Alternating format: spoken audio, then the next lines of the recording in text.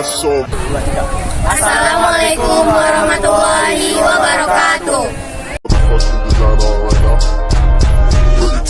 A few moments later.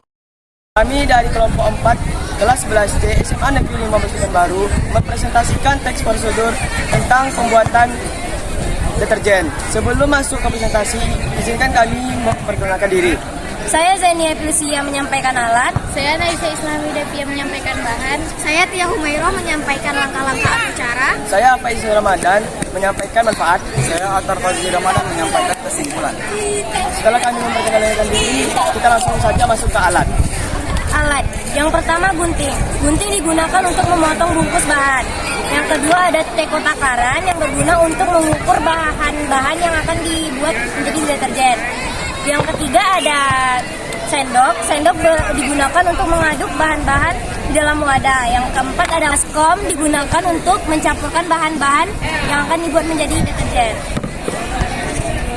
Bahan-bahan yang digunakan dalam pembuatan deterjen. Yang pertama ada Texaport 0,5 kg berguna sebagai bahan dasar deterjen. Kedua ada sodium sulfat 100 gram sebagai pengangkat kotoran. Yang ketiga ada NaCl 150 gram berguna sebagai pengental deterjen.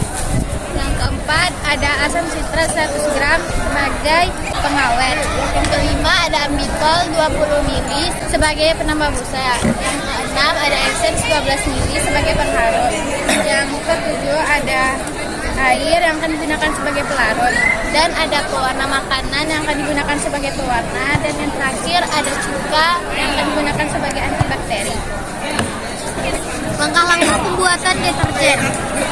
Pertama, masukkan Texaport, sodium sulfat, dan NaCl sebagai bahan dasar pembuatan deterjen. Semua ini adalah bahan dasar pembuatan deterjen. Lalu diaduk dengan rata menggunakan sendok. Setelah rata, campurkan 1 liter air sebagai pelarut. Kemudian diaduk lagi hingga rata.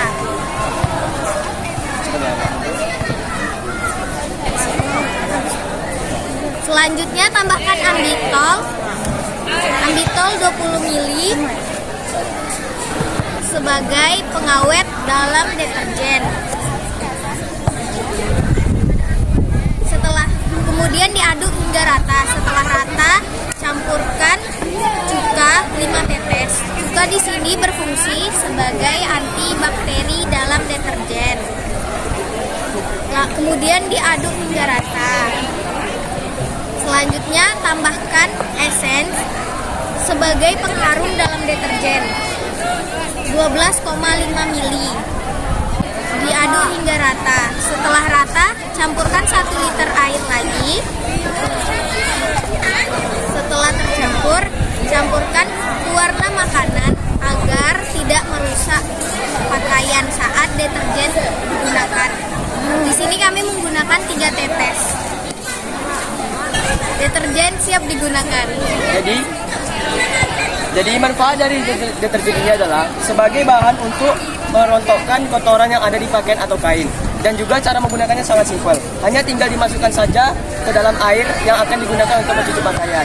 Kelebihan dari deterjen ini adalah deterjen ini memiliki pelembut dan pewangi. Jadi ketika pakaian setelah dicuci, maka pakaian akan terasa lembut dan aromanya juga wangi.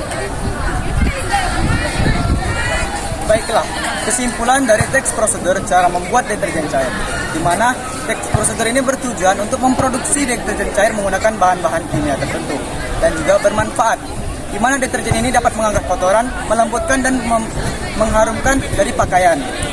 Dan ini adalah hasil yang telah kami bikin dari deterjen cair, dan juga ini dari deterjen asli. Sekian presentasi kami. Assalamualaikum warahmatullahi wabarakatuh.